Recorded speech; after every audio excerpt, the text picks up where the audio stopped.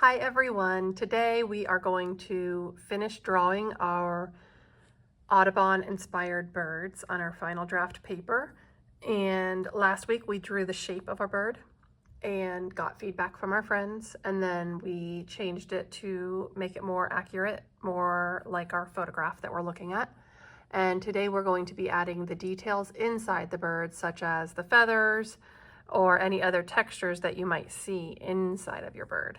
So you can see this finished example that I created. These are the two birds that I drew here, and then we're going to outline with Sharpie and then color with watercolor paint. Some of the feather lines don't look exactly like this looks like a little scalloped line. That's a little bumpy line like that. But it's not like exact, every little dot is not exactly the same, because that might take 500 years to do. I think we might not be here for that long in our art class. So let's focus on kind of creating a pattern that looks similar to it and then repeating that pattern. Same thing like with these little lines that I did for the feathers in the face and down here in the blue part of the body. I made this little U shape, this long U shape that looked like some of the feather lines that I see here, and then repeated it. So it doesn't have to be an exact match, it's just something to make it look similar to our photograph. You can see one more example by a first grader from a few years ago of this hummingbird. Great example of creating that shape, adding that pattern inside, and then the final, starting next week, we'll add that paint in like this one has to match the color that you see in the photograph.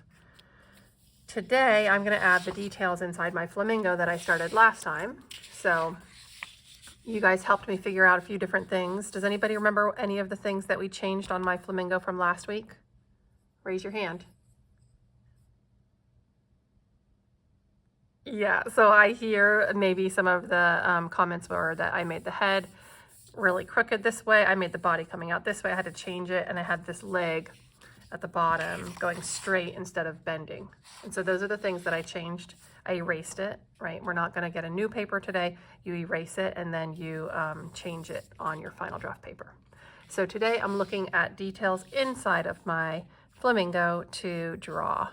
So I'm going to try to draw some lines that look like the lines I see here. You can see up close there's some even more details that I'm going to try to match with my drawing. Okay, here we go.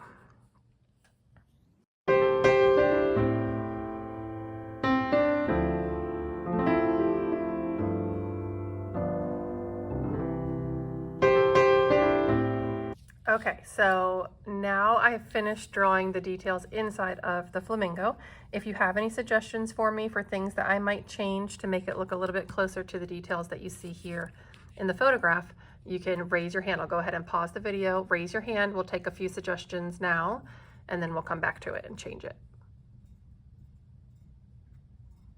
Okay, so now we're back, and a few of you noticed some things that were different about my drawing than what we saw in the photograph. So one of the things was that I just made these lines for feathers going down the neck, but in the neck of the bird, I see more like little curved lines. I don't know if that's hard to tell from here, but there's some more curved lines, more like these lines in the feathers in the wing. So I'm going to go ahead and erase those lines without erasing the neck. That's going to be tricky. I don't want to erase the necklines that I worked so hard on getting. I'm just erasing the inside. And I'm going to add curved texture lines like this. This is more like what I can see when I look up close. I see some straight lines here, but then here they are little curved lines, like little bumps in the neck of feathers.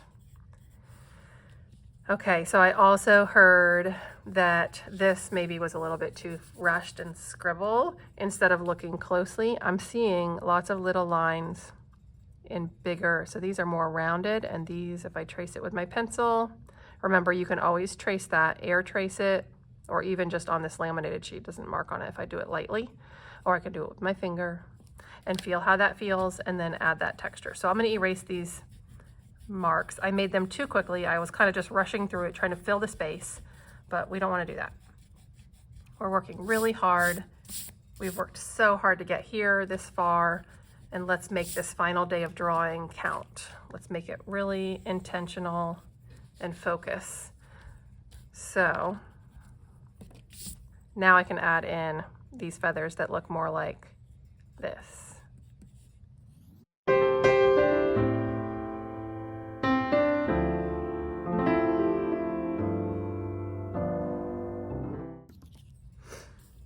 Okay, and now you also may have noticed that in the tail, I just kind of scribbled, but if you can look closely at this, I see that there are some lines, diagonal lines, right, that are going this direction from here. So I'm going to erase just that little line that's inside here.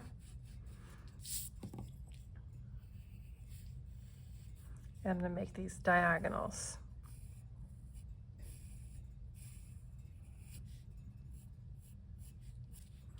All right, I think that is about it. I am ready for the next step, and the next step is going to be adding Sharpie.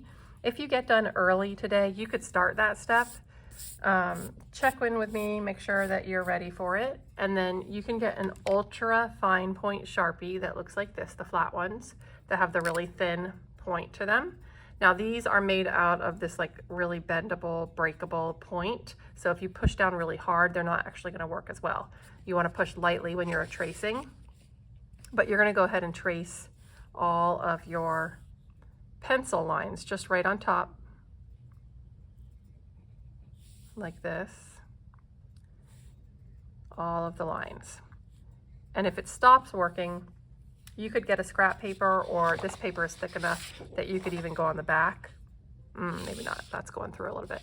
Okay, you can get a scrap paper from like the free draw bin, and you can make little curlicue scribbles like this to get it going again. Sometimes it gets stuck, the ink inside gets stuck, so you can just kind of scribble on a scrap paper, not on your final draft paper that you've worked so hard on.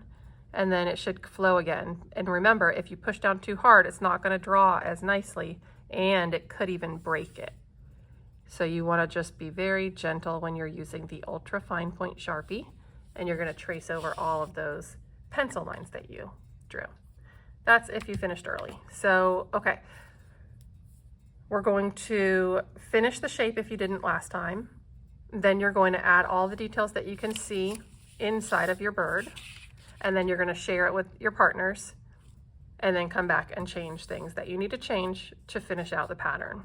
If you're finished early, you're going to get an ultra fine point Sharpie and start tracing over those pencil lines.